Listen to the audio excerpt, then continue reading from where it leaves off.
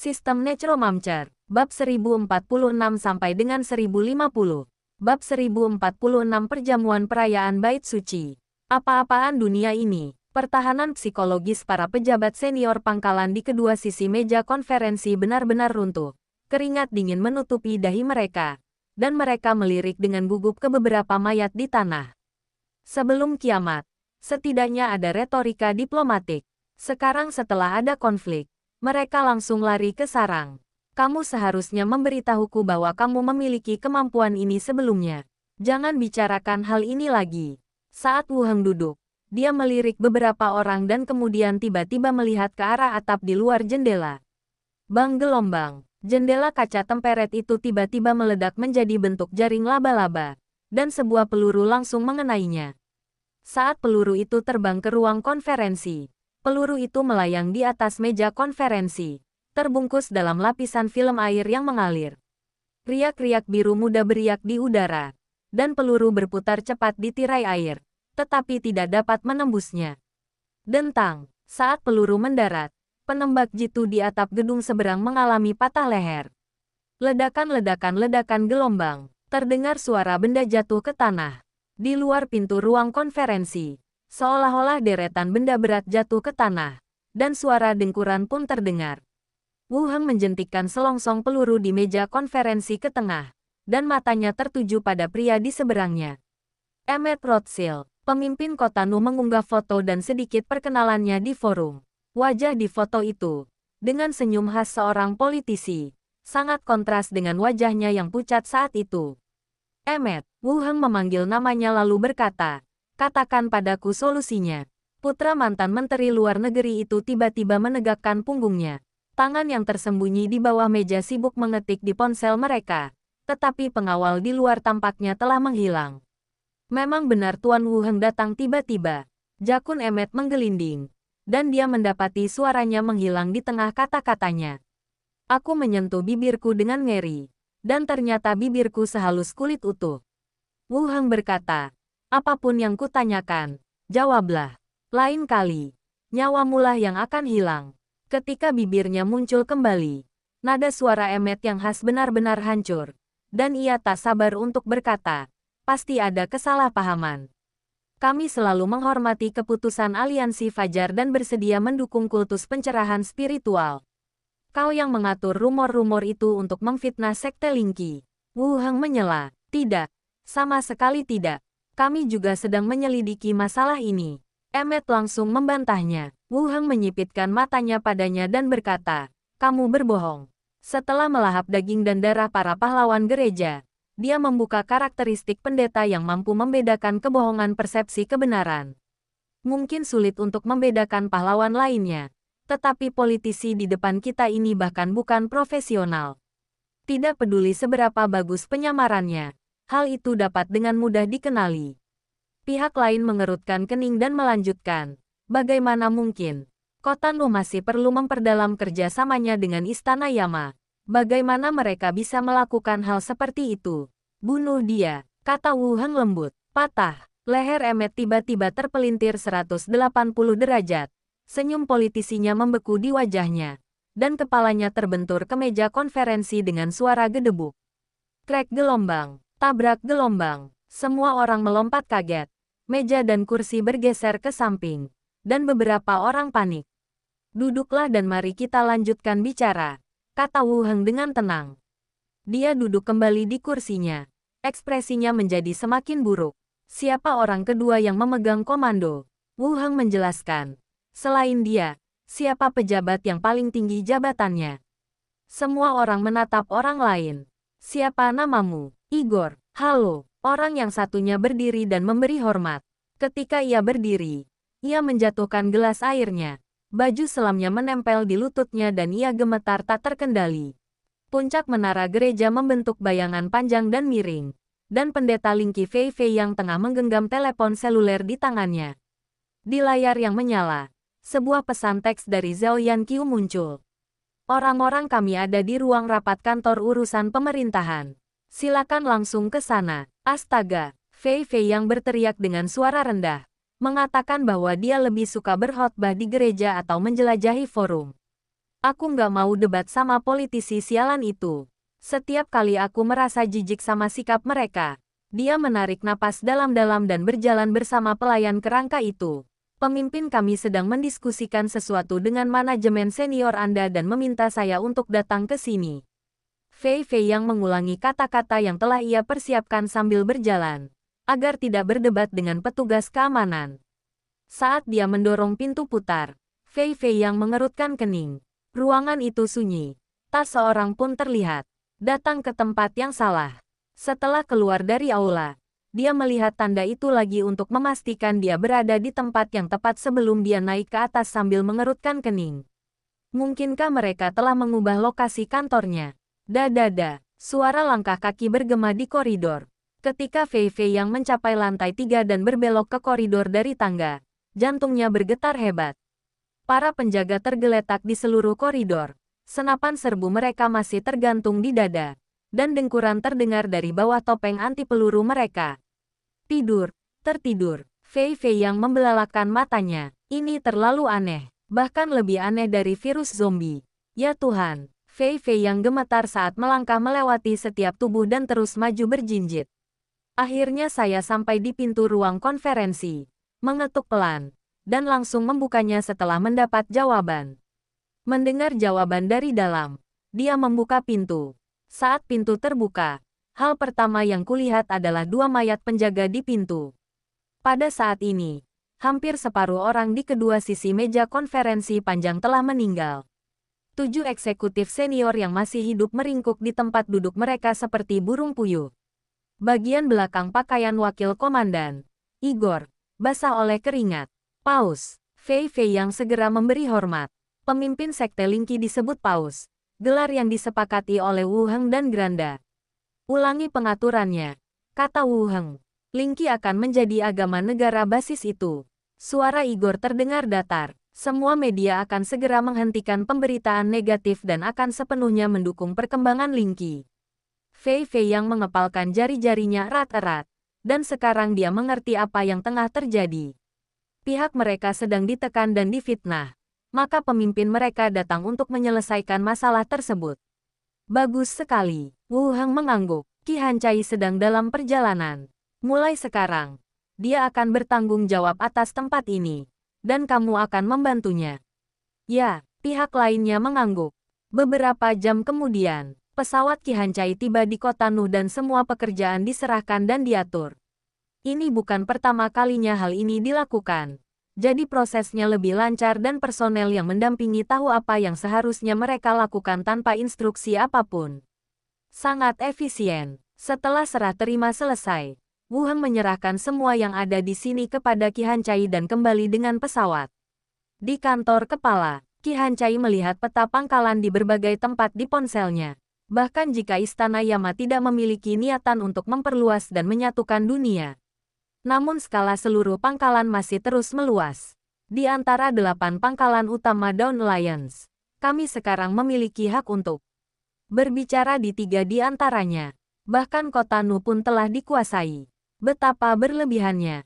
Pangkalan Korea Selatan, Aula Konferensi Dawn. Di dalam aula konferensi melingkar yang besar, layar besar memutar slogan Aliansi Fajar yang bersatu untuk melawan kiamat dunia. Tepat pukul 8. Semua perwakilan duduk. Parlemen dimulai. Tuan rumah mengetuk meja pelan. Agenda hari ini melanjutkan usulan kemarin dari Noah City mengenai legalisasi pekerjaan misionaris oleh Gereja Dawn Covenant dan RUU pembatasan misionaris. Silakan pilih. Terjadi keheningan selama 2 detik, dan semua orang melihat ke arah perwakilan kota Nu. Melihat dia tidak berbicara, perwakilan New Eden berbicara lebih dulu. Nadanya santai. Kebebasan beragama adalah hak asasi manusia. Selama tidak melewati batas, tidak ada yang salah dengan khotbah Gereja Covenant. Vulkan Crucible, Rusia juga melakukan hal yang sama, dengan mengatakan, karena gereja pencerahan spiritual dapat menyebarkan pesannya, tidak ada alasan untuk membatasi gereja perjanjian. Ini persaingan yang adil. 2 pangkalan utama memimpin. Mata semua orang tertuju pada kursi perwakilan Istana Yama. Orang yang duduk di sini hari ini bukanlah Qi Hancai, melainkan seorang eksekutif senior lainnya. Zhu Tonghui.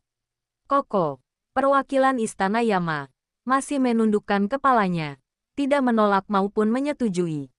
Bawaan, suasana di tempat tersebut sedikit mengendur, dan semakin banyak perwakilan yang mengangkat tangan untuk memberikan dukungan. Kalau begitu, Kotanu, tolong konfirmasikan lamaranmu. Tuan rumah menatap ke arah kursi Kotanu. Namun wakil dari Kotanu menundukkan kepalanya di bawah meja. Jari-jarinya terus-menerus mengetuk-ngetuk teleponnya, seakan-akan tengah mengonfirmasi sesuatu. Keringat membasahi dahinya dan jari-jarinya gemetar. Perwakilan New Eden mendesak. Apa yang kau lakukan? Giliranmu bicara. Perwakilan Kotanu tiba-tiba mengangkat kepalanya. Wajahnya bermandikan keringat. Ia memaksakan senyum kaku dan berkata, Kotanu, tarik proposalnya. Gereja perjanjian dibubarkan efektif mulai sekarang. Semua anggota pendeta secara sukarela pindah ke gereja pencerahan spiritual. Seluruh hadirin terdiam. Para perwakilan itu membelalakkan mata mereka dan menatap perwakilan partai lain dengan tidak percaya.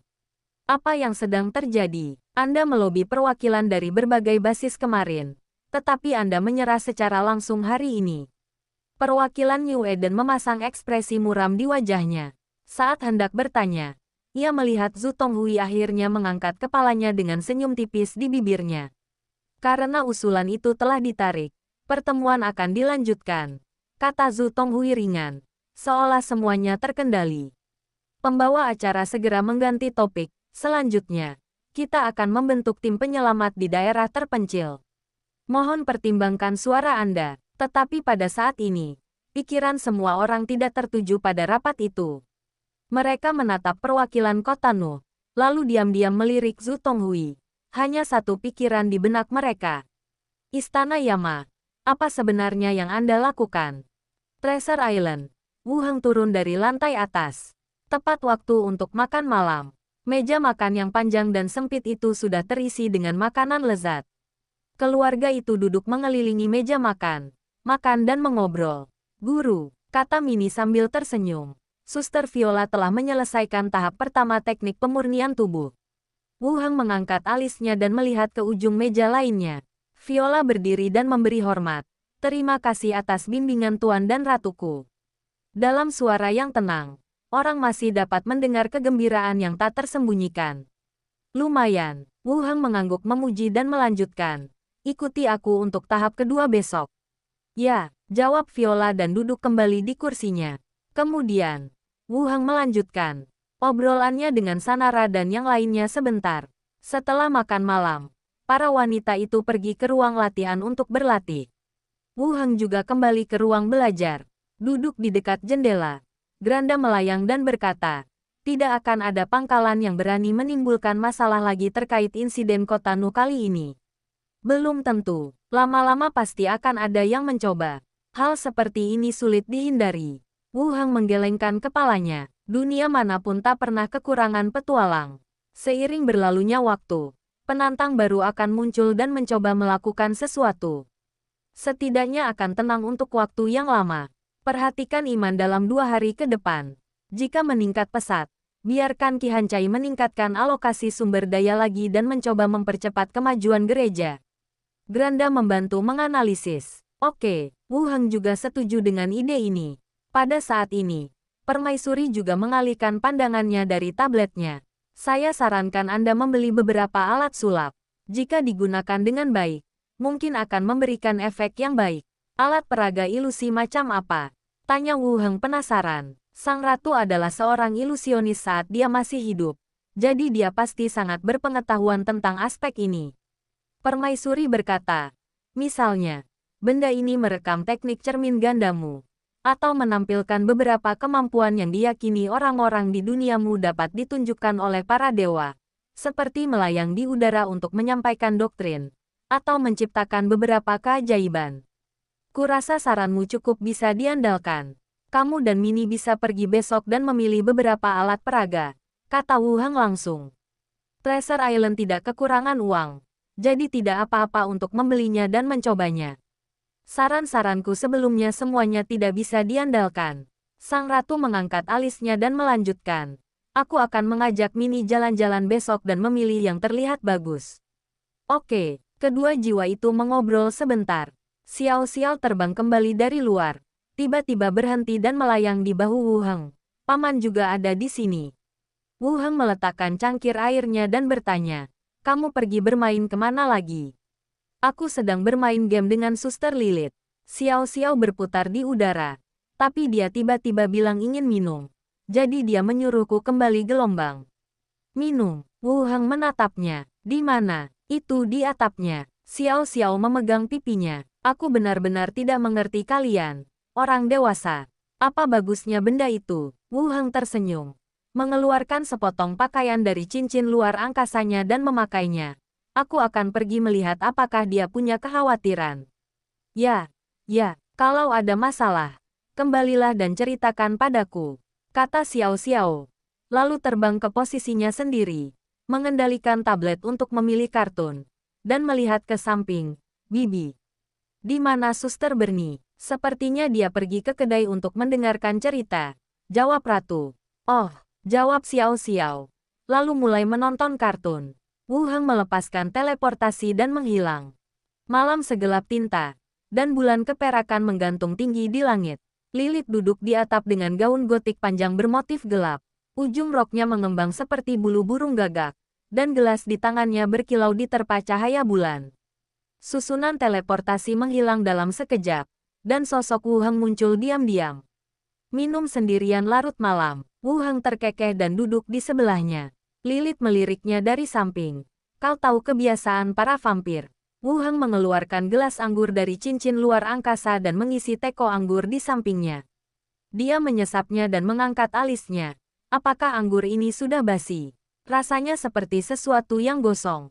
Anggur panggang kurcaci. Lilith mengocok gelasnya. Sudut bibirnya melengkung. Kalau tidak suka, ganti saja dengan meat elf. Anak-anak juga boleh. Ini anggur kurcaci. Setelah kau menyebutkannya, rasanya lumayan enak. Wu Heng menuangkan segelas lagi dan menyerahkannya. Lilith juga mengambil gelas anggur dan mendentingkannya dengan gelasnya. Lalu mereka berdua meminumnya. Lilith berkata, dilihat dari waktunya, berita tentang kerajaan Yeko seharusnya sudah sampai ke kuil suci saat itu, dan situasinya pasti akan semakin serius. Wu Heng pun mendesah pelan. Kau juga sudah melihatnya. Ada beberapa hal yang tak akan kuperjuangkan sampai mati, dan itu adalah aku. Aku tahu, dan aku tidak bermaksud menyalahkanmu. Aku hanya khawatir keadaan akan menjadi serius nanti dan kau mungkin dalam bahaya. Lilith mendesah pelan. Keadaan telah berkembang sampai pada titik di mana asosiasi tidak dapat lagi campur tangan. Cara terbaik adalah mengabaikannya dan biarkan mereka memutuskan hasilnya. Tetapi karena kedua belah pihak adalah anggota asosiasi, masalah menjadi sulit ditangani. Kita jalani selangkah demi selangkah, kata Wu Heng sambil tersenyum. Mengambil gelas anggur dan menyesapnya lagi. Mengangkat alisnya. Hah, kau mengganti anggurnya. Kenapa rasanya seperti anggur madu? Lilith mengerutkan kening. Tidak, aku juga mengambil gelas anggur dan menyesapnya. Itu cuma anggur panggang biasa. Cobalah. Wu Heng mengambil gelas anggur dan menyesapnya. Sebelum lawan bicaranya sempat bereaksi, ia menariknya dan menuangkan anggur ke mulutnya. Lilith menyipitkan matanya dan meletakkan tangannya di bahunya. Kuil, di dalam aula utama. Lampu kristal membuat relief berlapis emas bersinar terang. Meja panjang itu ditutupi dengan sutra yang disulam dengan pola-pola suci berwarna emas, dan hidangan-hidangan mewah diletakkan di samping peralatan makan perak. Paus duduk di kursi utama. Jubah putih keemasannya memancarkan cahaya suci. Jangan khawatir, Kepala Claudio. Operasi ini hanya menargetkan Wu Heng secara pribadi. Claudio, pemimpin masyarakat Hongwen, melirik arlojinya. Kau melanggar aturan asosiasi dengan melakukan ini. Claudio akhirnya berkata, kau membunuh Wu Heng hari ini. Jika ada orang lain yang membunuh pahlawanmu di kemudian hari, asosiasi akan sulit untuk campur tangan. Claudio mengirim surat kepada asosiasi tersebut, tetapi balasannya memerlukan waktu. Dia belum menerima berita apapun tentang apa yang terjadi di luar. Paus tersenyum dan berkata lembut, tahta suci mampu menanganinya. Claudio menyipitkan matanya dan berhenti berbicara. Para pendeta yang sibuk keluar masuk, membuat persiapan akhir untuk pesta perayaan. Tiba-tiba, Pintu istana diketuk hingga terbuka. Seorang pendeta bergegas masuk dan memberi hormat. Yang mulia, berita telah datang dari kerajaan Yeko. Bab 1047 Cermin Bayangan. Di aula utama gereja, cahaya lilin berkelap-kelip. Sang pendeta memegang surat itu dengan kedua tangannya, dan melirik ke arah Claudio yang berdiri di sampingnya. Tampak ingin mengatakan sesuatu tetapi mengurungkan niatnya. Paus tersenyum tipis. Sikapnya tenang dan agung. Bicaralah. Tuan Claudio adalah sekutu kita. Tidak perlu menyembunyikannya. Sang pendeta membuka surat itu. Dan ketika matanya tertuju pada isinya, tubuhnya gemetar. Paus mengangkat alisnya. Dengan sedikit keraguan di matanya. Suara pendeta itu serak. Seolah setiap kata berbobot 1000 pon. 3 tahta suci jatuh. Udara di aula langsung membeku. Keluarga kerajaan-kerajaan Yeko telah mengumumkan. Jakun sang pendeta menggelinding. Tahta suci telah membunuh pahlawan kerajaan dalam upaya untuk mengacaukan wilayah tersebut. Mulai sekarang, semua gereja di kerajaan akan ditutup dan semua pendeta akan diusir. Begitu kata-kata itu terucap, keheningan menyelimuti. Buku-buku jari Paus mengepal memutih. Dan napas panas keluar tak terkendali dari tubuhnya, meninggalkan bekas hitam terbakar pada jubahnya. Ekspresinya berubah dari kaget, menjadi muram, dan akhirnya menjadi niat membunuh.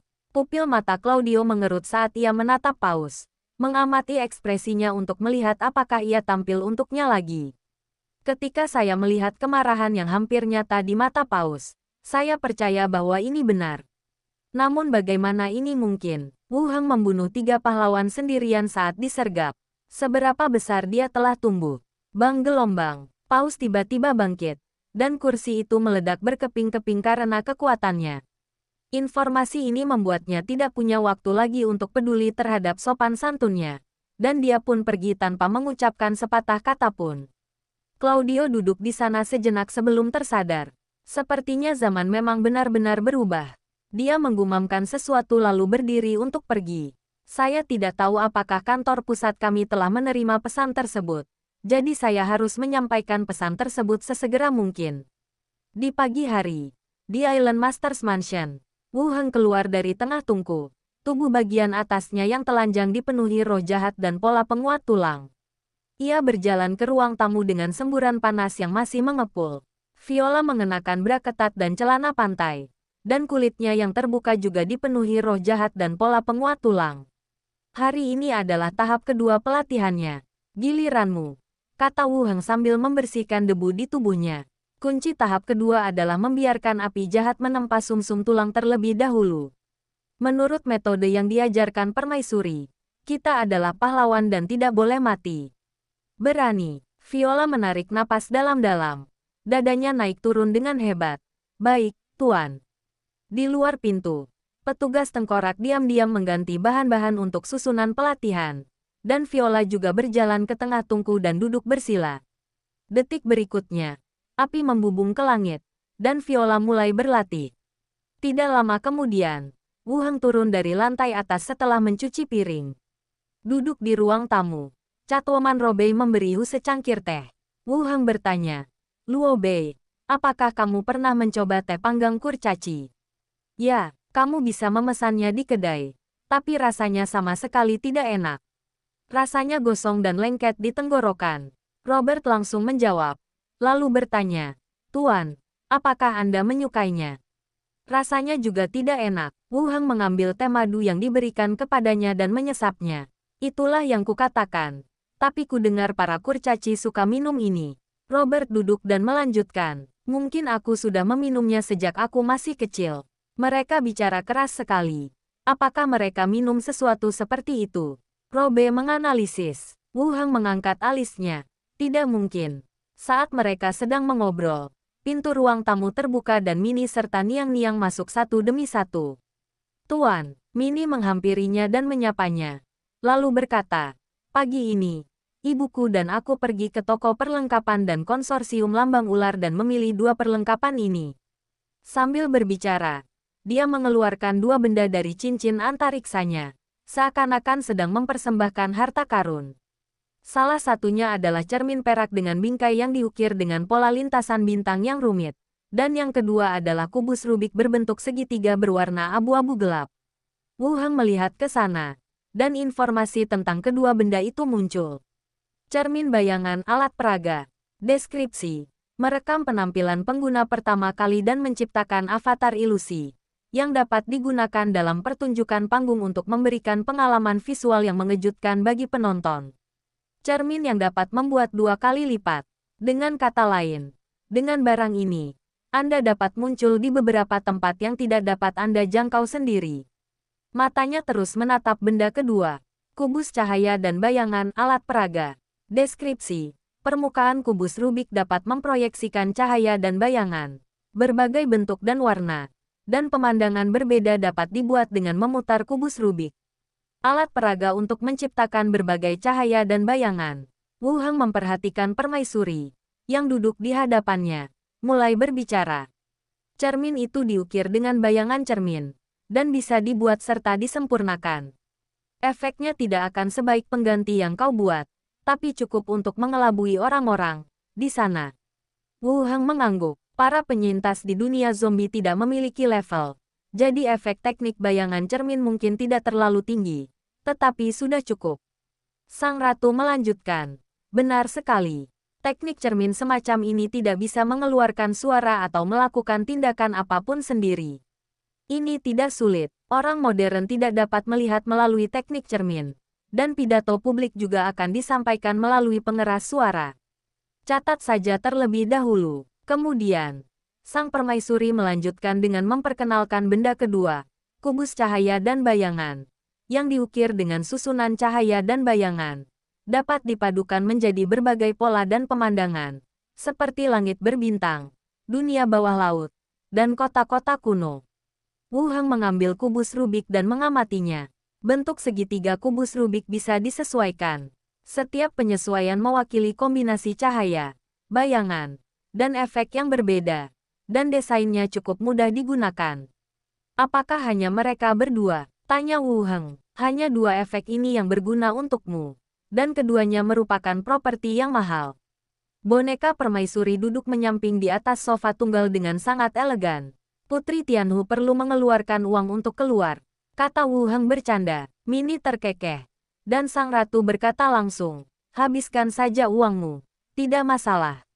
Berapa total yang kamu beli untuk kedua barang ini? Wu Heng melanjutkan bertanya. Mini menjawab, saat ini kami punya masing-masing 1.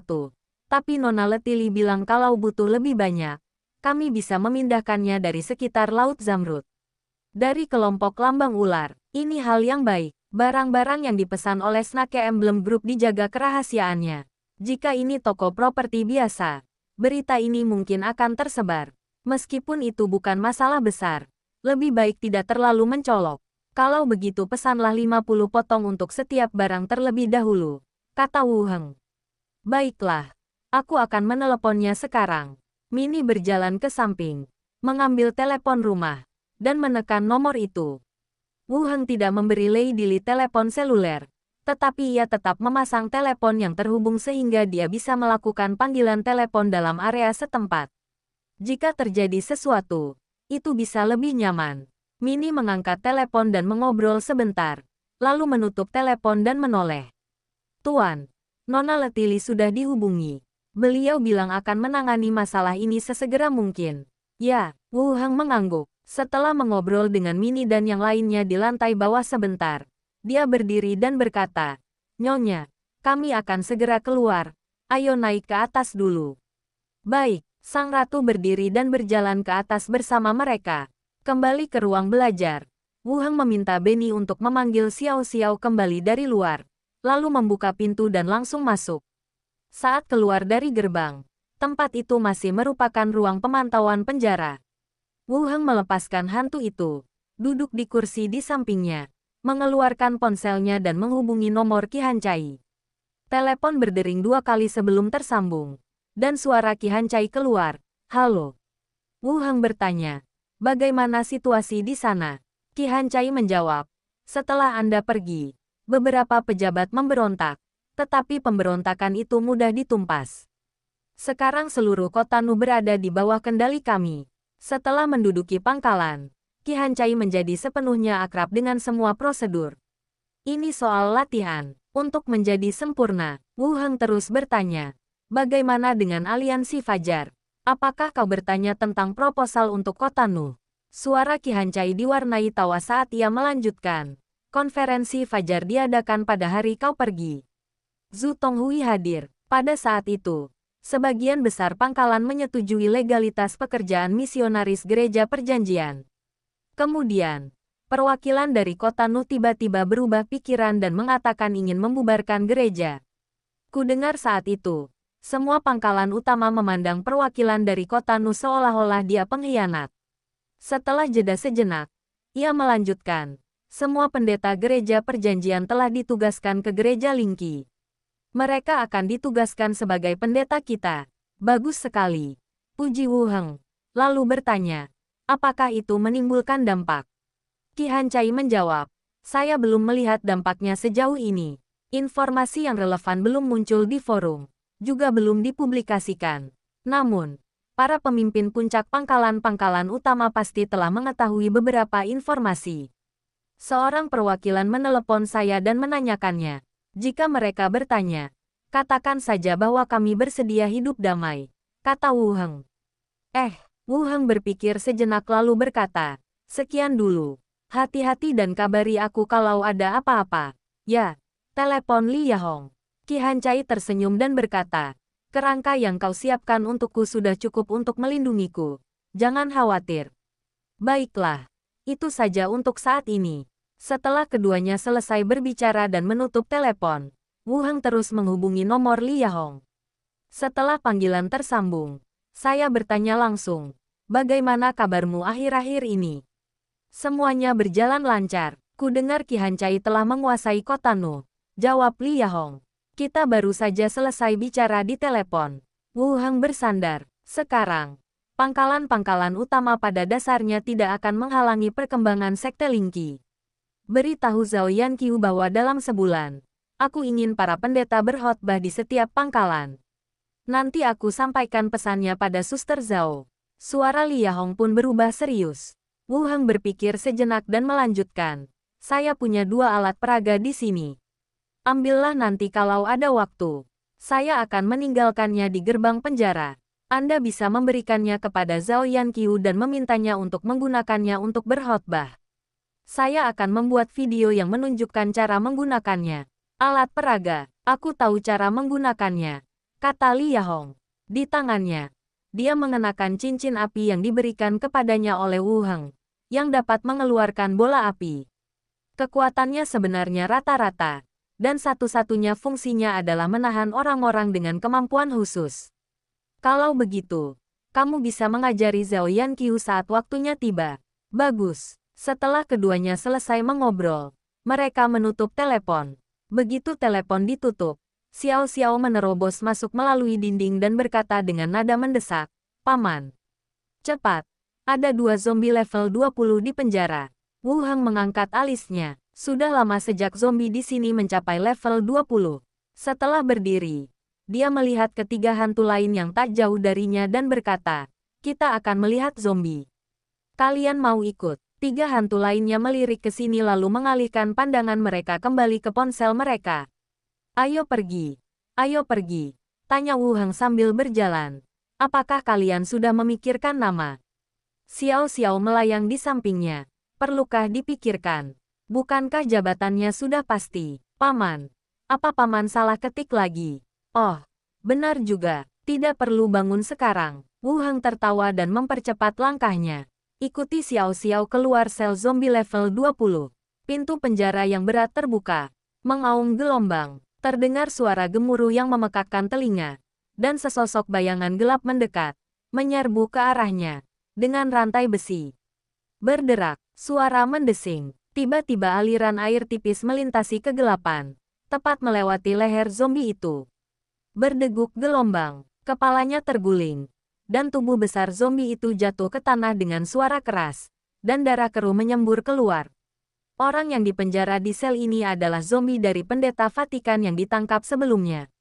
Karena alasan pekerjaan, ia jatuh dari level 19 ke level 17. dan sekarang ia telah dilatih ke level 20. Kembalikan kepalanya. Perintah Wu Heng. Prajurit kerangka di belakangnya berjalan maju tanpa bersuara, menendang kepala itu ke belakang hingga ke leher, lalu meluruskannya.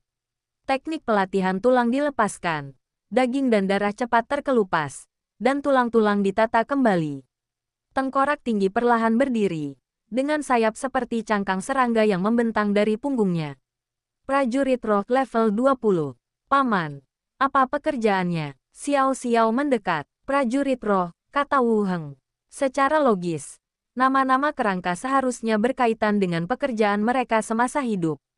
Misalnya, Paus diklasifikasikan sebagai penyihir setelah kematiannya. Tetapi setelah zombie pendeta berubah menjadi kerangka, ia disebut prajurit. Saya tidak tahu apa nama yang diberikan padanya. Xiao Xiao berkedip dan berkata sambil menyeringai. Kalau begitu, kita sebut saja, tutup Pancino. 4. Wu Heng tersenyum. Mudah diingat. Bagus sekali. Xiao Xiao melayang di depannya dengan nakal, menggelengkan kepala, dan mendesah dengan sok. Paman, apa paman sudah terlalu tua? Paman bahkan tidak bisa pakai ponsel pintar lagi. Wu Heng terdiam. Meskipun aku tua, aku masih lebih pintar darimu. Saya pintar. Berapa 25 kali 42? Xiao Xiao tertegun. Paman, kita sudah lama tidak melihat ibuku. Wu Heng meliriknya dan terus berjalan ke pintu sel kedua. Zombie kedua juga ditangani dengan cepat dan efisien. Setelah transformasi, ia masih berstatus prajurit kerangka roh dan diberi nama Tutup Panci nomor 5 oleh Xiao Xiao. Setelah berhadapan dengan dua zombie level 20, Wu Heng kembali ke ruang pemantauan dengan zombie yang baru ditangkap dan duduk di depan layar untuk menjelajahi forum sebentar. Saat langit berangsur-angsur menjadi gelap, ia meregangkan badan dan memanggil para hantu. Ayo kembali ke Pulau Harta Karun. Berjalan keluar gerbang dan kembali ke ruang belajar di Treasure Island. Para hantu pergi melakukan urusan mereka sendiri. Dan Wu Heng juga pergi ke restoran untuk makan. Setelah makan malam, aku melihat Xiao Xiao bermain dengan para pelayan di halaman, mengeluarkan ponselku, dan mengirim pesan ke Lilith. Kamu ada waktu luang malam ini. Ayo kita ke kasino bersama. Tepat saat pesan terkirim, telepon bergetar pelan. Apakah kamu akan keluar seperti ini? Wu Heng mengangkat alisnya. Sepertinya akan ada yang menyenangkan hari ini. Aku akan berpura-pura. Kamu mau pergi? Xiao Xiao sedang bermain tenis hari ini. Kurasa dia tidak akan ikut bermain denganmu. Hening sejenak di ujung sana. Lalu akhirnya terdengar balasan singkat. Oke. Datanglah ke pintuku. Di depan rumah Lilith, Wu Heng mengenakan topeng tanpa wajah, yang memperlihatkan sosok seorang pemuda berambut coklat. Ia berdiri di sudut dan menunggu beberapa saat. Seorang gadis pirang bergaun biru membuka pintu dan keluar dari rumah besar itu. Keduanya saling memandang. Wu Heng berkata dengan ragu. Lilith. Lilith mengangguk. Penyamaranmu cukup meyakinkan. Wu Heng mengangkat alis dan mengulurkan tangan untuk merapikan topinya. Sama, kau terlihat seperti wanita bangsawan yang sedang menyelinap keluar untuk bermain. Lilith mendengus pelan, tetapi tidak membantah. Penyamarannya tampaknya membuatnya sedikit rileks. Ia mengulurkan tangan dan meraih pergelangan tangan pria itu. Ayo pergi. Sudah hampir fajar kalau kita berlama-lama lagi. Keduanya menyatu dalam kerumunan. Jari-jari mereka saling bertautan dengan tenang. Bab 1048 tahap kedua terbuka. Saat menyeberang jalan, lampu jalan di depan tampak terang, dan penduduk berkumpul dalam kelompok 3 atau 4 orang untuk menikmati udara sejuk dan mengobrol. Para penyair berdiri di bawah lampu jalan, bagaikan panggung alami. Beberapa membacakan puisi dengan lantang, sementara yang lain mementaskan drama-drama populer di pulau itu secara berkelompok, dan tepuk tangan meriah sesekali terdengar dari sekeliling. Terdapat juga berbagai pedagang yang membawa sampan dan menjual berbagai jajanan lokal. Meskipun tidak semewah di dunia modern, mereka juga memiliki ciri khas lokal yang kuat. Saat kerumunan semakin besar, Lilith berhenti sejenak dan mencoba menarik kembali tangannya yang terkepal. Tetapi Wu Heng tetap memegangnya. Terlalu banyak orang, itu akan berdampak buruk, kata Lilith dengan suara rendah. Semuanya disamarkan.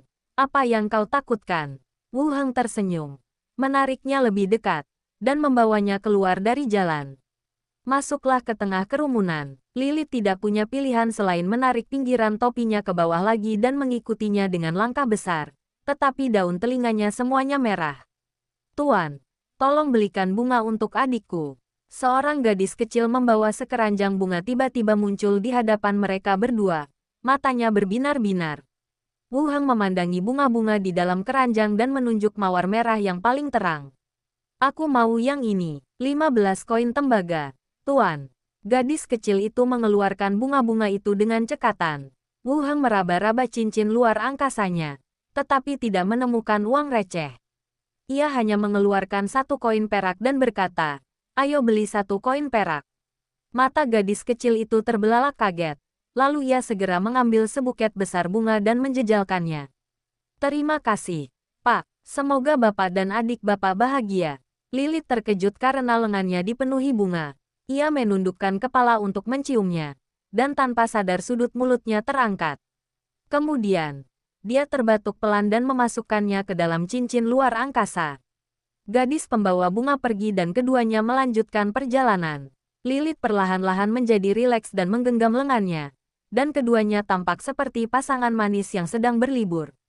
Saat lampu-lampu kota hiburan yang menyilaukan mulai terlihat, orang-orang di sekitar mengenakan pakaian yang terlihat jauh lebih mewah. Saat mereka berbaris untuk masuk, resepsionis dengan sopan menunjuk ke kantong kertas berisi buah-buahan kering yang dibeli Lilith dalam perjalanan dan bertanya, apakah Anda ingin saya menyimpannya untuk Anda, Tuan? Wu Heng mengambil madu terakhir dan dengan lembut mengusap sudut mulutnya dengan ujung jarinya. Kamu tidak boleh mengambil apapun ke dalam. Makanlah. Tanda tanya. Kau benar-benar. Lilith melotot marah padanya. Membuka mulutnya untuk makan. Melempar kantong kertas itu ke tempat sampah. Lalu mereka berdua berjalan bergandengan tangan menuju aula. Area permainan di lantai pertama ramai dengan orang-orang. Suara elektronik dari mesin permainan bercampur dengan suara orang-orang yang tertawa. Mereka berdua berdesakan di depan sebuah mesin dan mulai bermain. Mereka bermain hingga larut malam sebelum naik ke dek observasi di lantai teratas kota hiburan itu. Lampu-lampu di seluruh pulau harta karun terlihat jelas, seolah-olah bintang-bintang di langit telah jatuh ke dunia fana. Angin bertiup dengan sedikit rasa sejuk dan asin, dan rok panjang Lilith bergoyang tertiup angin. Lilith, panggil Wu Heng lembut. Kamu sangat manis malam ini. Lilith, yang sedang asyik melamun sambil memandangi pemandangan malam, tiba-tiba membeku. Maksudmu topeng, jadi, kau suka yang seperti itu? Wu Heng menoleh ke samping, menatapnya dengan mata membara. Aku sedang membicarakanmu, kau sangat manis. Lilith tampak sedikit bingung, telinganya merah, dan dia membuka mulutnya. Tetapi sebelum dia bisa mengatakan apapun, Wu Heng sudah menundukkan kepalanya dan menciumnya. Gelombang. Lilith tanpa sadar mendorong dadanya pelan, namun ujung jarinya perlahan kehilangan kekuatan, dan akhirnya lengannya terkulai lemas di bahunya. Angin laut membuat rambut mereka kusut. Lama-kelamaan, makin banyak pula yang mendatangi dek observasi, kebanyakan pasangan. Tak lama kemudian, keduanya terpisah. Dan mata Lilith terbelalak. Kau menggigitku. Sambil berbicara, ia melihat sekeliling dan menyadari banyak pasangan telah datang ke atap. Setiap pasangan menjaga jarak yang sempurna, berbisik di telinga satu sama lain atau berciuman mesra.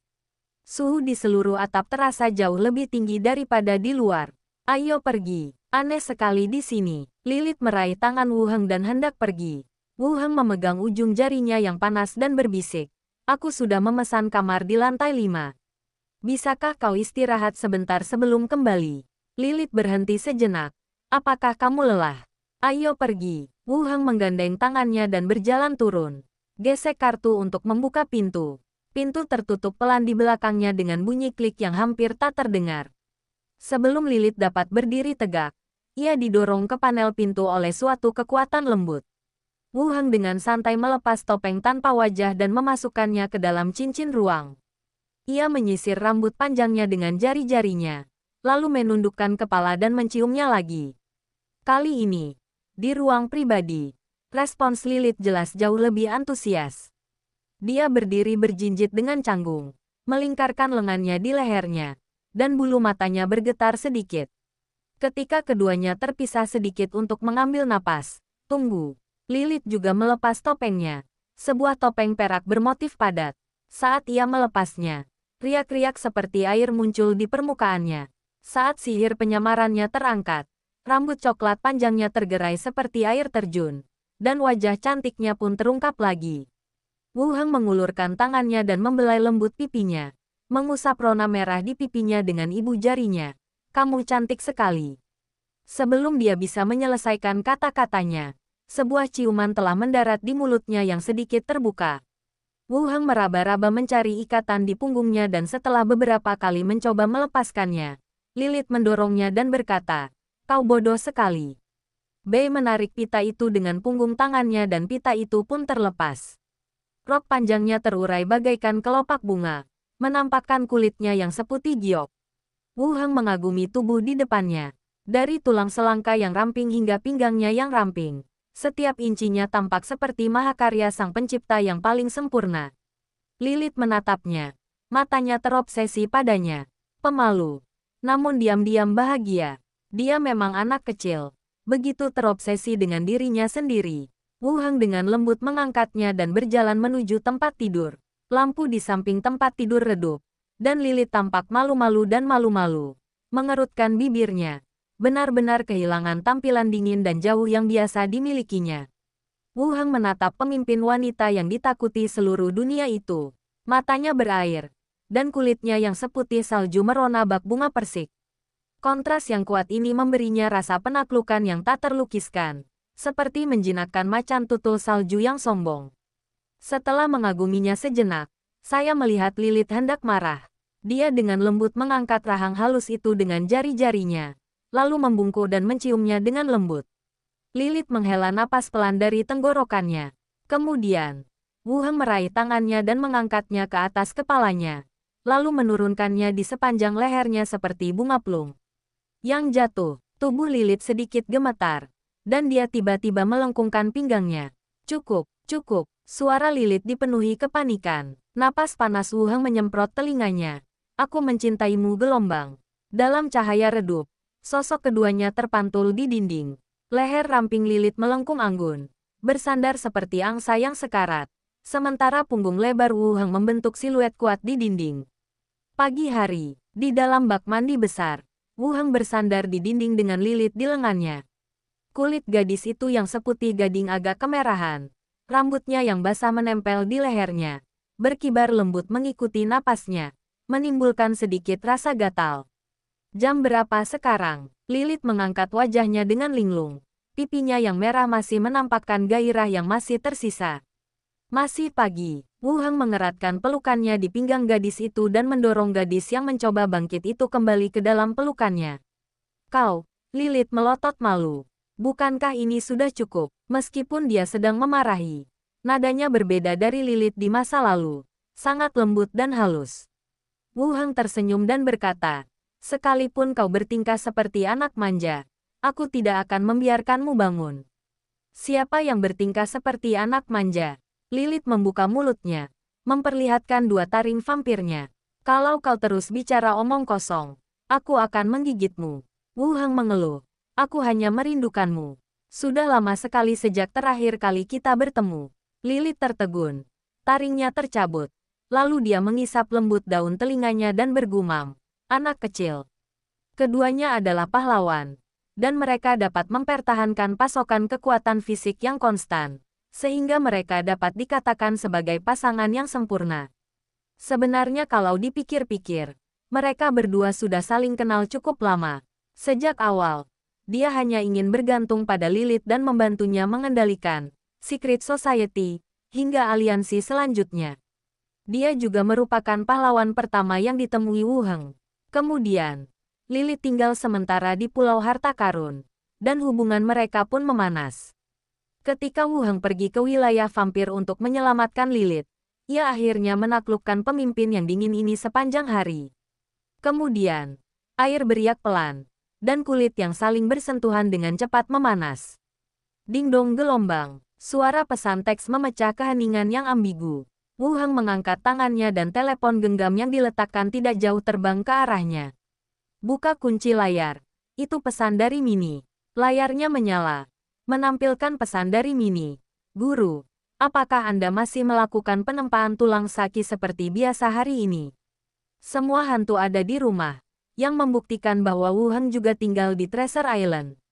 Oleh karena itu, saya datang ke sini khusus untuk mengonfirmasi pengaturan praktik. Wu Heng merenung sejenak. Tangan kirinya masih menopang pinggang ramping Lilith, dan ibu jari kanannya dengan cepat mengetuk layar. Bersiaplah. Aku akan segera kembali. Baik Tuan W. Garis miring titik petik 2. Mini langsung membalas dengan emotikon lucu di akhir pesannya. Dia bahkan tidak tahu cara mengetik simbol semacam ini. Begitu aku mengunci layar, napas hangat Lilith menyentuh telingaku. Siapa ini gelombang? Mengirim pesan sepagi ini. Mini bertanya padaku tentang kembali berlatih. Kata Wu Heng jujur. Lalu mencubit pinggang Mini pelan. Lilith berdiri dan mengibaskan rambut panjangnya ke belakang. Jadwal Island Master benar-benar padat. Kenapa? Apa kau cemburu? Tanya Wu Heng sambil tersenyum. Lilith berkata dengan marah. Kenapa aku harus cemburu? Aku tidak peduli padamu. Atur saja waktuku dengan baik. Baiklah. Itu bagus. Mendengus. Keduanya keluar dari kamar mandi dan berganti pakaian baru. Wu Heng memegang pinggangnya dan menggunakan teleportasi untuk mengirim Lilith kembali ke rumah besar terlebih dahulu. Lalu kembali ke rumah Tuan Pulau. Rumah besar pemilik pulau. Api di tungku itu membumbung tinggi ke angkasa. Dan energi yang dilepaskan oleh pembakaran itu berguling-guling, menghantam lingkungan sekitar bagai gelombang pasang yang mengamuk. Wu Heng duduk bersila di tengah. Kulitnya dipenuhi rune, roh jahat dan penguat tulang, yang dilukis oleh permaisuri. Simbol-simbol kuno yang tak diketahui maknanya ini berkelap-kelip mengikuti napasnya. Praktik saat ini benar-benar berbeda dari biasanya. Mungkin karena pikiranku jernih tadi malam. Atau mungkin energi yang terkumpul selama berhari-hari akhirnya mencapai titik kritis. Tornado jahat yang awalnya berputar-putar tiba-tiba menyusut. Berubah menjadi puluhan aliran energi merah dan hitam. Yang dengan gembira mengalir ke tubuh melalui pembuluh darah rune. Ya Tuhan! Begitu ganas, Wu Heng, yang sedang berlatih bela diri, tiba-tiba membuka matanya. Dia dapat dengan jelas merasakan ledakan halus yang datang dari seluruh anggota tubuh dan tulangnya, dan setiap tulang dengan rakus menyerap energi yang mengalir masuk. Pola pembakaran Xuan Niao muncul kembali di permukaan kulit dan mulai menyatu dengan rune penempat tulang roh jahat. Rune-rune kuno itu tampaknya disuntik dengan vitalitas baru. Berkelana dan menata kembali di permukaan tubuh, secara bertahap menguraikan pola baru. Wu Heng mengeluarkan dengungan rendah, dan tiba-tiba aura hitam dan merah menyembur keluar dari seluruh pori-pori tubuhnya. Ketika pola rune baru selesai, perintah sistem akan segera muncul. Fitur yang tidak terkunci, tanda pembakaran kejahatan misterius. Wu Heng menghela napas berat, rasa gembira muncul dalam hatinya. Kekuatan hisap yang kuat itu tiba-tiba berakhir. Dan gelombang panas yang menerjang pun menghilang seperti air pasang, hanya menyisakan gumpalan asap hijau yang mengambang di udara. Wu Heng menyingkirkan debu di tubuhnya dan berjalan keluar dengan langkah besar, dengan cahaya merah masih mengelilinginya. Pemilik, Wu Heng, bagaimana kabarnya? Para perempuan yang menunggu di pintu ruang tamu langsung mengerumuninya. Mini berjinjit sambil memegang handuk untuk menyeka debu di dahinya, sementara Sanara bertanya dari samping. Apakah tahap kedua sudah selesai? Tanya Ratu dengan santai sambil berdiri di belakang. Semua orang melihat kejadian tadi dan mempunyai beberapa tebakan dalam pikiran mereka. Wu Heng tersenyum dan mengangguk. Saya memang telah membuat terobosan. Tetapi saya belum merasakan perubahan yang nyata. Tahap kedua. Dengan roh jahat yang melindungi tubuh. Tidak hanya meningkatkan kekencangan kulit tetapi juga memperkuat tulang dan otot. Sang permaisuri melanjutkan. Carilah seseorang untuk mencobanya bersamamu agar kamu bisa lebih memahami apa yang harus dilakukan. Philippa bergegas ke depan dan berkata, aku akan melakukannya. Aku menemani Wu Heng dalam ujian terakhir kali.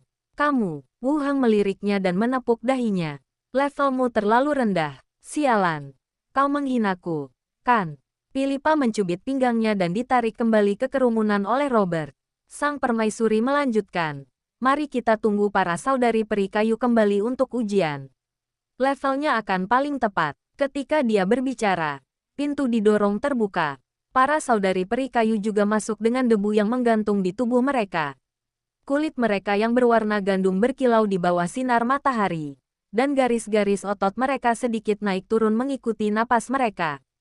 Sanara sangat akrab dengan kedua saudari itu dan berkata, "Jangan mandi dulu. Temani Wu Heng untuk mencoba efek tahap kedua."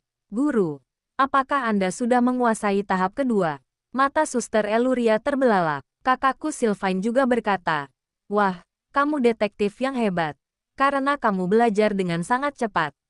Wu Heng tersenyum dan berkata, "Ayo kita coba dulu." "Bagus." Setelah itu, mereka menuju ke ruang pelatihan bersama. Di dalam tempat latihan, 3 sosok saling berhadapan dalam bentuk segitiga. Orang-orang lainnya berdiri di pintu sebagai penonton.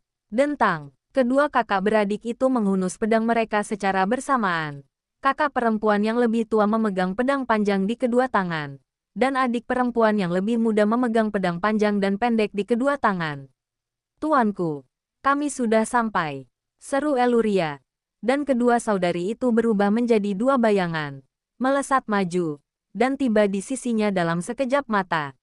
Eluria menusukkan pedangnya ke depan seperti meteor yang menembus bulan. Ujung pedang mengarah langsung ke dadanya. Ming gelombang. Garis-garis merah cerah muncul di tubuh Wu Heng. Dan aura pembunuh mengembun menjadi baju besi tembus cahaya.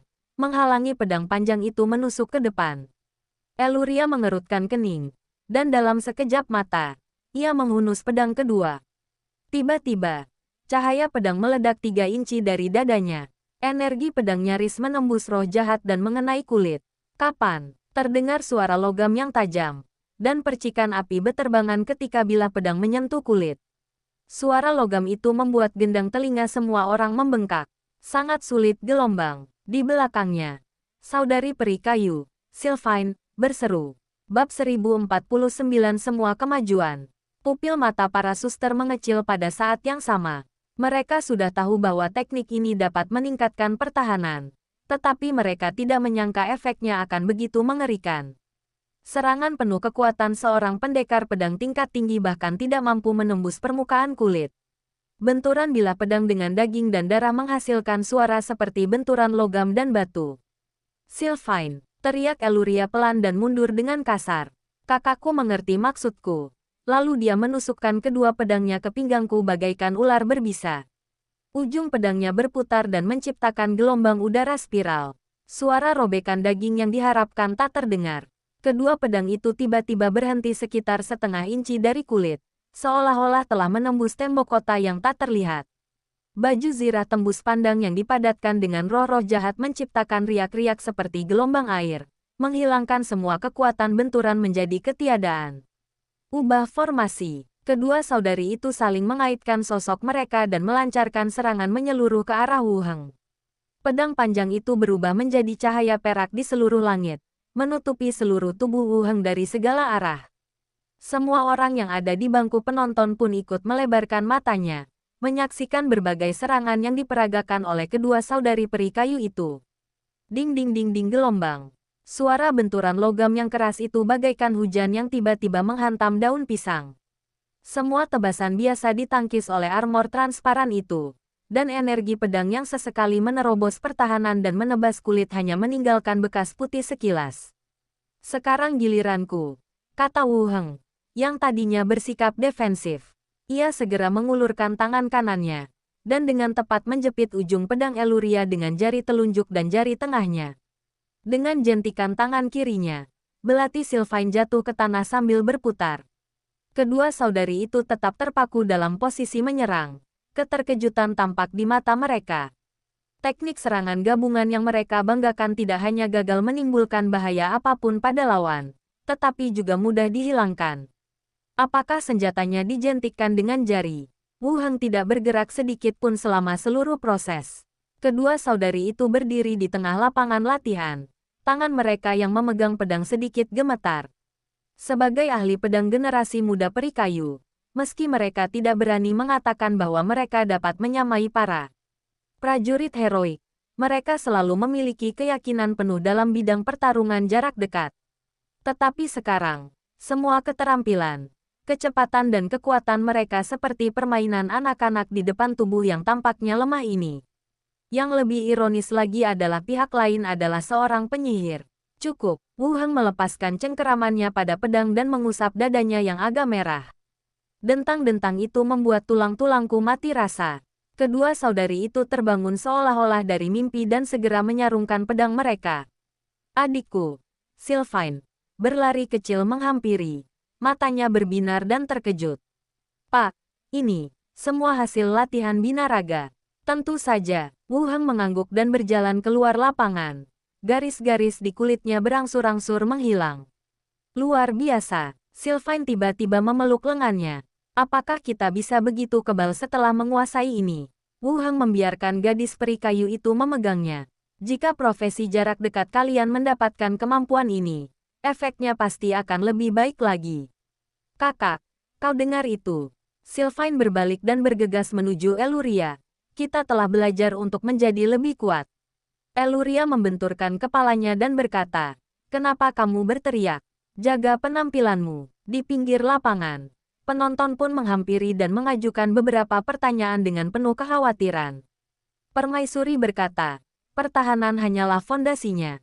Penguatan tulang saki akan meningkatkan kekuatan dan kepadatan tulang Anda secara signifikan. Ini juga sangat penting. Saya merasakannya. Wu Heng melanjutkan. Fase kedua sudah selesai. Kapan fase ketiga akan dimulai? Mulailah besok dan jaga dirimu dalam kondisi terbaik, kata Ratu. Aku akan mandi dulu, lalu keluar untuk bicara. Wu Heng mengangguk dan naik ke atas. Di belakang mereka, para wanita masih bersemangat mendiskusikan efek fase kedua. Efek defensifnya sungguh luar biasa. Setelah Anda mempelajarinya, itu sudah cukup untuk mengubah situasi pertempuran. Setelah mandi cepat, Wu Heng kembali ke ruang kerjanya. Glenda sedang membaca buku di dekat jendela. Benny sedang menonton sinetron di meja samping. Dan sang permaisuri sedang mengendalikan boneka di meja. Membolak-balik teknik pemurnian tubuh yang telah ditulisnya. Apakah tahap ketiga mudah dipraktikkan? Wu Heng duduk sambil menyeka rambutnya. Sang permaisuri menjawab, kalau kau bilang mudah dipraktikkan, ya mudah dipraktikkan. Kalau kau bilang sulit dipraktikkan, ya sulit juga dipraktikkan. Bisakah kau berbicara bahasa manusia? Wu Heng mengangkat alisnya. Sang permaisuri melepaskan diri dari boneka itu. Tubuh rohnya melayang untuk menatapnya. Sulit untuk berlatih karena hanya 1 dari 10 praktisi pada tahap ini yang bertahan hidup. Beberapa mati karena tulang yang hancur. Yang lain terbakar api, tanpa meninggalkan jejak jasad mereka. Roh itu mencondongkan tubuh ke depan lagi. Tapi kau pahlawan. Kau bisa dibangkitkan bahkan jika kau mati. Itu hanya buang-buang materi. Wu Heng mengangkat sebelah alisnya. Jadi kau ingin aku mempertaruhkan nyawaku untuk membuat kemajuan. Kau seorang pahlawan, dan kau tidak akan benar-benar mati. Jadi apa yang kau takutkan? Tanya sang ratu dengan acuh tak acuh. Bagaimana efek tahap ketiga? Wu Heng melanjutkan bertanya. Wu Heng juga telah membaca isi seni pemurnian tubuh. Tahap ketiga disebut tubuh takdir. Tubuh itu kebal terhadap roh jahat dan tidak bisa dihancurkan. Kedengarannya sangat kuat, namun masih agak kabur. Sang permaisuri melayang ke samping dan berkata, efek tahap ketiga meningkatkan pertahanan tubuh, memulihkan anggota tubuh yang patah, menghentikan penuaan tubuh, dan meningkatkan ketahanan terhadap berbagai jenis serangan. Wu Heng melemparkan handuk di tangannya dan menggantungnya di rak kayu di kejauhan. Memulihkan anggota tubuh yang patah. Seorang pahlawan bisa melakukannya. Setelah jeda sejenak, dia melanjutkan. Kedengarannya manfaat utamanya adalah pertahanan fisik, yang sebenarnya tidak buruk. Pada tahap kedua saja, seseorang sudah dapat merasakan kekuatan teknik pemurnian tubuh. Dua saudara perempuan peri kayu, meski bukan pahlawan, juga merupakan profesional jarak dekat level 18. Setelah sekian lama menebasnya, mereka masih belum berhasil menembus pertahanan kulitnya. Pertahanan ini bisa dibilang sudah mencapai tingkat yang mengerikan. Belum lagi efek lainnya. Fakta bahwa pertahanan semacam ini dapat terus meningkat sudah layak untuk dipraktikkan. Permaisuri memutar matanya ke arahnya dan berkata, kau seharusnya mengerti bahwa keahlian ini tidak ditujukan untuk para pahlawan. Dan untuk para profesional biasa, kau seharusnya tahu betapa pentingnya meregenerasi anggota tubuh yang patah. Wu Heng mengangguk, menyetujui hal ini. Ramuan di dunia ini kuat, tetapi tidak dapat menyembuhkan anggota tubuh yang patah. Munculnya keterampilan ini berarti bahwa profesional biasa juga dapat memulihkan anggota tubuh yang patah, yang memang sangat penting. Kamu benar, sang permaisuri meliriknya dan melanjutkan. Satu hal lagi, setelah kau mencapai tahap ketiga kultivasi, kau bisa memadatkan api kehidupanmu. Jika kau sudah mencapai batas kemampuanmu di tahap pahlawan, itu mungkin memberimu secercah harapan di luar aturan. Wu Heng menyipitkan matanya dan terlahir kembali dari abu. Bisakah dia benar-benar bertahan? Sang ratu mengangguk. Dia bisa bertahan hidup. Baiklah, kita harus berlatih saja. Baru kita lihat hasilnya, kata Wu Heng. Permaisuri melanjutkan. Mini sudah menyiapkan bahan-bahannya. Kita akan melanjutkan ke tahap ketiga besok. Kamu harus beristirahat dengan baik hari ini dan berusaha untuk berada dalam kondisi terbaik. Aku akan mendengarkanmu. Wu Heng setuju. Kemudian, lelaki dan jiwa itu berbicara secara rinci tentang metode kultivasi untuk sementara waktu, dan kemudian pergi ke halaman bersama untuk mulai membangun tempat pelatihan baru. Sore, cahaya matahari bersinar melalui jendela kaca, menerangi ruang belajar. Tiba-tiba, pintu terbuka dengan keras, dan Xiao Xiao, yang mengendalikan boneka, berjalan masuk dengan angkuh sambil mengenakan rok baru bergaya gotik. Di tangannya ada sebuah kotak kayu berukir. Ini hadiah dari Suster Lilith. Begitu memasuki rumah, Xiao Xiao tak sabar mengangkat kotak di tangannya. Wu Heng yang sedang mengobrol, dan 3 jiwa lainnya menoleh. Barang bagus apa ini? Wu Heng menjawab dengan ekspresi penasaran. Xiao Xiao menyembunyikan kotak itu di belakang punggungnya secara misterius. Tebak. Ada hadiah untuk tebakan yang benar. Benda atau properti langka? Tanya Wu Heng. Penny melirik baju baru Xiao Xiao dan berkata, kurasa itu aksesori atau hiasan yang bagus. Salah gelombang. Xiao Xiao meletakkan kotak kayu itu di atas meja dan membukanya. Buk, buk, buk. Saat tutup kotak dibuka, suhu di seluruh ruang penelitian turun drastis. Aura kematian alami yang kaya memenuhi seluruh ruang belajar. 3 jiwa dari 1 orang melihat ke dalam dan melihat bahwa pada kain beludru kotak kayu, ada yin jade berbentuk bulan sabit hitam dan putih. Sebesar ini, Lilith, kamu baik sekali. Saya khawatir bahkan jasa tingkat pertama tidak dapat menggantikan ini. Ketiga jiwa itu berseru. Terakhir kali, yin jade pendamping kecil yang diberikan Lilith hanya berukuran setengah kepalan tangan, yang juga merupakan yin jade pendamping besar yang langka. Kali ini ukurannya hampir setengah piring. Belum lagi pahala tingkat pertama. Bahkan 3 atau 4 pahala tingkat pertama pun tidak dapat ditukar dengannya. Itu adalah sesuatu yang tidak dapat dibeli dengan uang.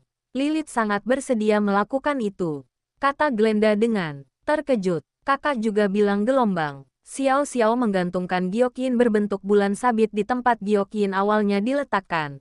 Lalu melanjutkan. Kau boleh memanggilnya Bibi. Tapi aku merasa memanggilnya kakak lebih intim. Selesai mengatakan ini, Glenda dan Permaisuri sama-sama tertegun, lalu menatap Wu Heng serempak. Wu Heng terbatuk pelan, lalu dengan strategis mengambil cangkir teh dan menyesapnya, menghindari tatapan tajam ketiga hantu itu. Itu cuma nama. Xiao Xiaowei, kau boleh memanggilku apapun yang kau mau. Ya, Xiao Xiao mengangguk penuh semangat. Paman. Aku akan naik motor bersama Suster Lilith dan akan kembali malam ini. Hati-hati dan jangan sampai terjatuh. Aku tahu gelombang. Xiao Xiao setuju dan menghilang. Tampaknya dia kembali hanya untuk memamerkan hadiah yang diterimanya. Penelitian itu kembali terdiam. Glenda melayang dan menatap Wu Heng. Ada apa dengan Lilith? Wu Heng menyesap lagi. Ada apa? Ini bukan pertama kalinya aku memberi Xiao Xiao sesuatu. Sang ratu pun bertanya lagi. Mengapa kau tiba-tiba memberiku hadiah yang begitu berharga? Benny pun terbang mendekat. Ada masalah di sini. Ketiga hantu itu menatapnya dari sudut yang berbeda, seolah-olah mereka sedang menginterogasi seorang tahanan. Wu Heng terbatuk pelan dan berkata, tolong beri aku ruang pribadi. Kami tidak tahu apa yang terjadi denganmu. Cepat beritahu aku, kata Glenda. Benny dan Niang-Niang juga menunggu jawabannya dengan wajah gembira.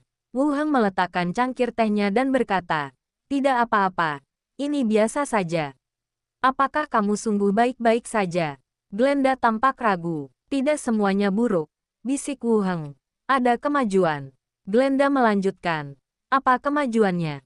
"Semuanya telah berkembang." Wu Heng menggaruk pipinya. Ketiga hantu itu langsung terdiam. Setelah beberapa saat, Benny mengacungkan jempol dan berkata, "Kamu benar-benar berbakat di bidang ini. Kamu bahkan bisa menangani kepribadian Lilith." Glenda berputar di udara, mengerutkan kening sambil merenung sejenak. Kemudian, ia menganalisis. Membangun hubungan ini dengan Lilith telah memberi kita manfaat yang signifikan. Pertama, kita sekarang memiliki sekutu sejati. Selain bisa mendapatkan informasi, kita juga bisa berdiri teguh di pihak kita dalam keputusan-keputusan besar. Poin kedua adalah Lilith lebih kuat dari para pahlawan yang baru dipromosikan, dan latar belakangnya lebih kaya. Ketiga, jika sistem intelijen yang dikendalikannya bisa terhubung, itu juga akan bermanfaat bagi perkembangan kultus Linki. Dan terakhir, kau bisa bicara dengan Lilith tentang khotbah di dalam klan darah. Permaisuri juga menambahkan, aliansi memang merupakan salah satu cara penting untuk meningkatkan kekuatan dan mengkonsolidasikan posisi seseorang. Wu Heng mengerutkan kening dan mendengarkan analisis kedua jiwa itu. Hanya satu hal ini yang menduduki peringkat 1, 2, dan 3. Kenapa kedengarannya seperti aku mendekati seseorang dengan suatu tujuan? Wu Heng menggaruk kepalanya. Glenda mengangkat alisnya dan melanjutkan. Sekarang kalian berdua sudah bersama. Bagaimana mungkin dia masih bisa melihatmu mendapat masalah? Kalau ada waktu, bicaralah padanya tentang pekerjaan misionaris vampir. Kurasa itu tidak perlu. Efisiensi di dunia zombie sepertinya sudah lebih dari cukup, kata Wu Heng. Bukan hal buruk jika ada lebih banyak tempat untuk berkhotbah, kata Glenda serius. Baiklah, kalau begitu aku akan meminta pendapat Lilith. Tapi aku tidak bisa memberitahumu sekarang. Tidak baik mengajukan permintaan seperti itu tepat setelah kita mengonfirmasi hubungan kita. Wu Heng mengangguk. Tapi ini jelas bukan saat yang tepat untuk membicarakan hal ini. Tidak tepat untuk menuntut langsung setelah hubungan terjalin. Glenda pun mengangguk, yang menunjukkan bahwa dia setuju. Lalu, ketiga arwah itu mengelilinginya dan bertanya kepadanya tentang berbagai detail kejadian yang menimpa mereka berdua kemarin. Ketika Wu Heng benar-benar tidak punya apa-apa lagi untuk dikatakan, mereka kembali ke tempat duduk masing-masing. Sebagian membaca buku dan sebagian menonton serial TV. Tak lama kemudian, Minnie memanggil Wu Heng turun untuk makan. Setelah makan malam, Xiao Xiao kembali dari luar sambil melompat-lompat. Dikonfirmasi bahwa Lilith ada di rumah. Wu Heng menyapa keluarganya, mengirim pesan teks ke Lilith, lalu menggunakan teleportasi untuk pergi. Sosok itu muncul kembali, dan sol sepatu Wu Heng telah menyentuh karpet lembut. Ini adalah kamar tidur dengan gaya yang sangat mengingatkan pada bangsawan vampir, dengan udara yang dipenuhi aroma kayu kuno dan mawar. Tabrakan gelombang, ada suara air di kamar mandi. Saat Wu Heng melangkah maju, kabut darah tebal tiba-tiba memenuhi seluruh kamar mandi, menghalangi pandangannya ke dalam kamar mandi. Kau jadi semakin lancang. Suara Lilith terdengar di antara kabut. Apa kau sudah lupa etika dasar? Wu Heng bersandar di kusen pintu dan berkata, kau menyiapkan hadiah yang begitu mahal untuk Xiao Xiao. Aku harus datang dan mengucapkan terima kasih. Lilith mendengus pelan. Percuma saja aku menyimpannya. Kalau Xiao Xiao suka, berikan saja padanya. Wu Heng terbatuk pelan, lalu berkata, aku ingin tinggal di sini malam ini. Suara percikan air terdengar dari kabut. Selain itu, adakah hal lain yang bisa kau pikirkan? Setelah mengatakan itu, kabut darah tiba-tiba menghilang.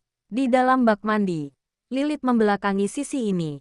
Rambut panjangnya yang basah menempel di punggungnya yang halus, dan kelopak mawar yang mengambang di air hampir tidak menutupi lekuk tubuhnya yang menggoda. Lilith melirik ke samping. Apa yang kau berdiri di sana? Wu Heng menanggalkan pakaiannya, melangkah ke dalam bak mandi, mengangkat tubuh lembut itu, lalu mendudukkannya dengan punggung menempel pada lengannya. Lilith bercanda. Biasanya aku tidur di peti mati kayu. Bisakah kau beradaptasi? Sungguh sial, Wu Heng menggigit ujung telinganya, merasakan sedikit getaran tubuh dalam pelukannya. Ayo tidur di tempat tidur malam ini. Telinga Lilith langsung memerah, dan dia mencubit daging lembut di pinggangnya dengan punggung tangannya. Kau terlalu memaksakan. Gereja, pintu masuk utama. Kereta itu, yang dihiasi lambang pemimpin asosiasi, bersinar dalam sinar matahari. Pemimpin masyarakat Hongwen, Claudio, memandang keluar jendela mobil ke arah kerumunan orang yang mengantarnya pergi. Tongkat paus ditanam di tanah, dan di belakangnya ada sekelompok uskup agung dan ksatria yang melindungi agama. Asosiasi selalu menganjurkan penyelesaian damai. Suara Claudio tetap serius. Tidak boleh ada lagi nyawa yang hilang karena ini. Buku-buku jari paus berwarna putih, dan otot-otot di balik jubahnya tegang seperti tali busur. Runtuhnya 3 tahta suci telah membuat kuil waspada akhir-akhir ini. Takut kalau pihak lain akan menemukan cara untuk datang ke sini dan membunuhnya juga. Tahta suci akan membuat keputusannya sendiri, kata paus. Setiap kata seakan terucap dari sela-sela giginya. Claudio tidak berkata apa-apa lagi. Mengetuk kereta itu pelan, dan kereta itu pun mulai berjalan perlahan. Tunggu hingga kereta bergerak menjauh. Segera pilih tahta suci yang baru. Paus berbalik dan menaiki kereta kudanya. Ya, semua orang menundukkan kepala. Bab 1050 telur rebus. Kabut pagi belum menghilang di daerah yang belum berkembang di sisi barat pulau. Formasi batu melingkar seluas hampir 1000 meter persegi telah didirikan di tanah datar. 12 pilar batu berukir rune tersusun secara radial. Setiap pilar batu diukir dengan rune yang padat, dan bagian-bagian yang patah dihubungkan dengan cairan emas. Api cair seperti merkuri, mengalir melalui pola-pola yang bersilangan di tanah, berkumpul menuju tungku perunggu C setinggi 3 meter di tengahnya. Skala ini, Wu Heng menyipitkan mata dan menatap formasi yang seukuran lapangan sepak bola. Ia tak bisa berhenti memikirkan formasi kuno yang mengguncang lautan di dasar laut Pulau Rif. Besar dan spektakuler, terlebih lagi. Beberapa di antaranya tampak seperti altar yang digunakan untuk upacara pengorbanan dalam film-film kuno. Formasi ini mulai dibangun ketika Wu Heng berada di tahap kedua. Lagi pula, kecepatan kultivasi Wu Heng jauh lebih cepat dari yang direncanakan. Sang Ratu juga membuat persiapan terlebih dahulu. Di dalam formasi, kepala susunan kerangka melakukan pemeriksaan akhir, sementara kerangka biasa menumpuk berbagai material ke dalam tungku di tengah. Tahap ketiga kultivasi, tubuh surgawi, pada dasarnya menggunakan langit dan bumi sebagai tungku. Sang permaisuri, mengenakan jubah hitam bersulam, memanipulasi boneka itu.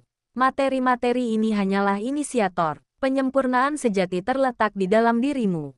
Mata Wu Heng berkedut saat dia melihat tungku itu. Apakah kamu yakin seorang profesional biasa dapat menanganinya?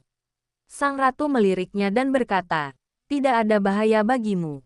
Kau yakin aku bisa dibangkitkan setelah kematianku, kan? Wu Heng mendesah dan melepas jubahnya. Waspadai sekeliling. Jika orang-orang melihat tuan pulau mereka telanjang dan tersambar petir, reputasiku akan hancur. Jangan khawatir. Tempat ini sangat jauh dari permukiman. Siapa yang akan mengawasimu? Tanya Ratu dengan tidak sabar. Maksudku, si penjaga hutan yang menjinakkan binatang buas itu. Wu Heng melepas semua pakaiannya kecuali celana pendeknya. Wanita itu melanjutkan. Lepaskan juga celanamu. Nanti juga terbakar. Wu Heng berbalik dan berkata, aku tidak bercanda. Aku sedang berkhotbah sekarang. Reputasi sangat penting. Perhatikan baik-baik. Sang Ratu meliriknya dan berkata, silakan, aku tahu. Wu Heng berjalan memasuki formasi dalam keadaan telanjang. Dan ketika dia duduk bersila, semua kerangka mundur ke tempat aman. Sang Ratu berbaring miring di kursi santai di kejauhan. Kakinya yang panjang disilangkan dengan elegan, dan sebuah kerangka berdiri di sampingnya sambil memegang payung renda. Nyalakan apinya, kata Ratu lembut. Api tiba-tiba berkobar di altar. Api cair mengalir deras di sepanjang pola susunan, langsung menelan Wu Heng di tengah cincin api dengan diameter 30 meter. Pada saat yang sama, awan gelap di langit berkumpul dengan kecepatan yang terlihat oleh mata telanjang, dan petir mengembun menjadi plasma raksasa seperti ular piton di awan. Wu Heng menenangkan pikirannya dan mulai melatih keterampilannya. Garis-garis merah tua bergerak liar di sekujur tubuhnya, menyerap energi dahsyat dari segala penjuru. Rambutnya berubah menjadi abu, dan pembuluh darah yang tak terhitung jumlahnya pecah dan terbentuk kembali di bawah kulitnya.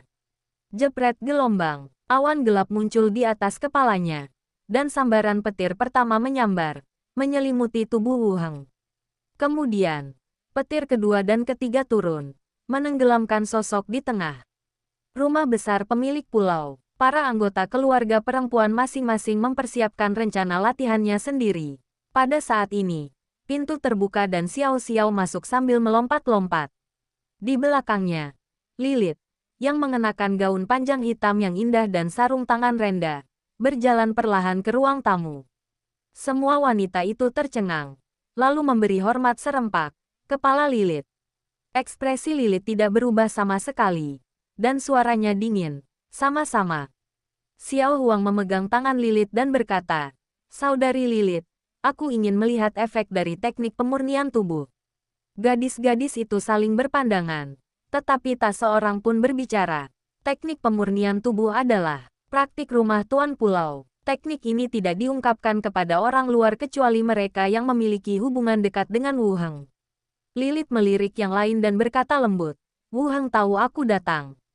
Viola, kau telah mencapai tahap pertama kultivasi. Tunjukkan padaku efeknya." Viola mengangguk. Lilith tidak mungkin berbohong tentang ini. Dan dia hanya mencoba melihat hasilnya. "Ketua, silakan kemari." Penyihir Viola memberi isyarat mengundang ke arah tempat latihan. Meskipun keduanya pahlawan, status Lilith jauh lebih tinggi daripada Viola. Lilith telah lama menjadi pahlawan dan memiliki reputasi tinggi di dunia. Banyak wanita menganggap Lilith sebagai panutan mereka. Beberapa orang pergi ke ruang pelatihan bersama-sama. Viola berjalan ke tengah lapangan latihan dan melepas mantelnya, menghadap Philippa. Setelah kedua belah pihak siap, Philippa menyerbu maju dengan cepat sambil memegang dua bilah pedang di tangan. Tetapi Viola hanya berdiri diam di sana. Saat bilah pedang berada 3 inci dari kulitnya, garis-garis merah muncul di seluruh tubuh Viola. Dan kulitnya langsung berubah menjadi berkilau metalik. Ding gelombang. Di tengah suara benturan logam yang tajam, belati Philippa terguncang. Tempat Viola terkena pukulan hanya meninggalkan bekas putih sekilas. Philippa terus menyerang. Bilah pedang ganda berjatuhan terus-menerus. Dan suara logam beradu bergema di seluruh tempat latihan. Pupil mata Lilith di kejauhan sedikit mengecil. Meskipun level Philippa tidak tinggi, pertahanan kulit Viola memang telah mencapai level yang mencengangkan. Lebih jauh lagi, Wu Heng mengatakan tadi malam bahwa tidak ada batasan pada pekerjaan. Ini memang sedikit istimewa, Kapten Lilith. Apa ini baik-baik saja? Balas Viola sambil mengenakan mantelnya. Efek tahap pertama adalah meningkatkan pertahanan kulit. Lilith mengangguk. Ya, baiklah. Kemudian, mereka kembali ke ruang tamu bersama. Ditanya, "Kakak, kamu mau latihan juga?" Lilith berkata, "Ketika pamanmu kembali, aku akan membicarakannya dengannya." Oh, Xiao Xiao mengangguk. Setelah duduk di ruang tamu dan minum teh sebentar, Lilith berdiri dan berkata, "Baiklah, aku pergi dulu. Saat Wu Heng kembali, minta dia meneleponku." "Siap, Ketua." Beberapa orang memberi hormat. Setelah Lilith pergi, Sanara menatap Xiao Xiao dengan rasa ingin tahu. "Xiao Xiao, apakah Wu Heng berjanji kepada pemimpin Lilith bahwa dia bisa mempelajari teknik pemurnian tubuh? Karena dia datang untuk melihat hasilnya, itu berarti dia telah dijanjikan bahwa dia dapat berlatih teknik pemurnian tubuh." Xiao Xiao mengayunkan kakinya, menatap orang-orang yang berkumpul di sekitarnya. Berpikir sejenak, lalu berkata, "Suster Lilith memberiku hadiah yang sangat mahal kemarin. Paman pasti merasa malu. Jadi dia memberi tahu Suster Lilith tentang teknik itu. Berharap dia akan menjadi lebih kuat." Setelah berkata demikian, dia mengangguk dan berkata, "Ya, memang seharusnya begitu." Ketika semua orang mendengar ini, mereka merasa itu masuk akal. Selain itu, latihan ini dibagi menjadi 3 tahap. Dan tahap pertama adalah meningkatkan pertahanan kulit. "Tidak apa-apa, Benny," yang sedang bersandar di kursi malas sambil menonton film tak jauh dari sana, melirik ke sini. "Aku berpikir dalam hati, Kalian semua akan menjadi keluarga mulai sekarang. Sanara mengangguk dan berkata, baiklah, biarkan Wu Heng memutuskan masalah ini saat dia kembali. Kalian semua lanjutkan latihan kalian dan jangan buang waktu. Beberapa orang mengangguk dan mulai menyiapkan rencana latihan mereka sendiri. Sama dengan. Di sisi barat, tempat latihan. Cahaya matahari di langit ditelan oleh gumpalan awan badai yang bergulung-gulung. Dan seluruh langit berubah menjadi tungku api yang mendidih. Di tengah cincin api dengan diameter beberapa meter, Wu Heng seperti seorang tahanan yang dipaku antara langit dan bumi. Petir putih kebiruan dan api merah menyala berpadu. Setiap kali jatuh, kilat itu dapat menerangi tubuhnya yang roboh dengan jelas. Lalu dengan cepat memperbaiki dirinya sendiri. Ia terus berulang seperti ini, runtuh berkali-kali, dan pulih berkali-kali. Menghadapi kerusakan berkelanjutan ini, Wu Heng masih mengertakkan gigi dan bertahan, berharap dapat menembus tahap ketiga sesegera mungkin dan mencapai efek yang dikatakan permaisuri. Lingkaran api dan gemuruh guntur berlangsung selama 3 atau 4 jam. Bahan-bahan dalam formasi itu berangsur-angsur habis. Awan gelap di langit menghilang, dan api berangsur-angsur padam. Wu Heng berdiri perlahan. Kabut putih mengepul dari tubuhnya. Saat ia melangkah, cangkang hangus di tubuhnya terlepas seperti porselen pecah, memperlihatkan kulit yang tumbuh kembali di bawahnya. Bagaimana? Tanya Ratu. Rasanya seperti dilempar ke penggiling daging dan diguling-gulingkan selama 3 hari. Kata Wu Heng sambil mengepulkan asap hitam dari mulutnya. Suaranya serak saat bertanya. Kau yakin ingat dengan benar? Beginikah caramu berlatih? Sang permaisuri mengetuk dadanya dengan ujung jarinya dan berkata, lepaskan saja. Teruslah berjuang. Dan kau pasti akan mendapatkan sesuatu. Oke, apakah kita masih ingin berlatih hari ini? Tanya Wu Heng. Latihan hari ini sangat intens. Ayo kita lanjutkan besok, kata Ratu sambil berdiri. Kembalilah dan serahkan ini pada skeleton. Wu Heng mengenakan pakaiannya, menarik lengannya dan melepaskan teknik teleportasi. Dan mereka berdua menghilang. Rumah besar pemilik pulau, riak muncul di tengah halaman. Dan sosok Wu Heng dan permaisuri muncul. Tungku di halaman depan masih menyemburkan api yang membumbung tinggi ke langit. Saudari peri kayu, Eluria, duduk bersila di tengah api, menggertakkan gigi dan bertahan. Rune di kulitnya berkelap-kelip seperti napas. Wu Heng dan permaisuri berjalan ke ruang tamu bersama. Para wanita di rumah itu semua menoleh. Dan ketika mereka melihat penampilan Wu Heng, mereka semua tercengang. Philippa adalah orang pertama yang berseru. Wu Heng, bagaimana kau bisa berubah menjadi telur rebus? Wu Heng menyentuh kepalanya dan berkata, kaulah yang merebus telur itu. Baru saja kembali dari amukan guntur dan api. Rambut, alis, dan bahkan bulu mata saya terbakar bersih dan belum tumbuh kembali. Namun, ia akan tumbuh kembali dengan sangat cepat. Dan kemungkinan besar akan hampir selesai menjelang malam. Philippa terkekeh, berlari menghampiri dan merangkul bahunya. Menghiburnya, tidak apa-apa. Telur rebusmu tidak jelek. Telur rebusmu ini paling putih dan paling cantik yang pernah kulihat. Terima kasih. Wu Heng berjalan mendekat dan duduk di sofa. Catwoman Robey membawakan teh. Dan Sanara bertanya. Tahap ketiga. Bagaimana hasilnya? Aku melihat Guntur di tempatmu berlatih. Wu Heng menyesap tehnya dan berkata. Rasanya tidak enak. Sebaiknya kau tunggu sampai tahap pahlawan sebelum melanjutkan ke tahap ketiga. Kita masih awal, kata Sanara. Pada saat itu, Minnie memberinya handuk dingin dan menyeka debu dari wajahnya. Ia melanjutkan. Pemimpin Lilith datang pagi ini.